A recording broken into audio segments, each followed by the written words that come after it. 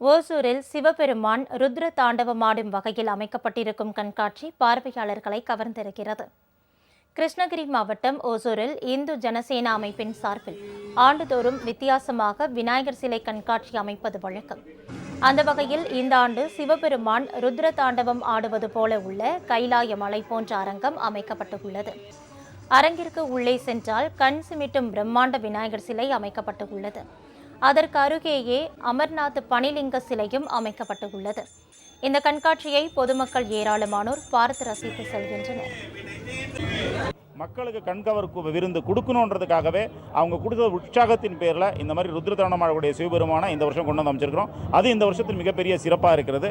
அதே போல் வருடம் நாங்கள் வைக்கக்கூடிய ஆந்திர மாநிலத்திலிருந்து கொண்டு வந்து வைக்கக்கூடிய பாலாபூர் விநாயகர் கண் சிமிட்டும் விநாயகரையும் வச்சிருக்கிறோம். கைலாயமலையில் இருக்கக்கூடிய பனிலிங்கத்தில் எப்படி கைலாயமலையில் இருக்குதோ அதுக்கு எப்படி நீர் ஊற்று லிங்கத்துக்குள்ளே வந்துட்டு இருக்குதோ அதே மாதிரி தத்ரூபமாக அமைச்சிருக்கிறோம். எங்களால் முடிஞ்ச அளவுக்கு பண்ணியிருக்கிறோம்.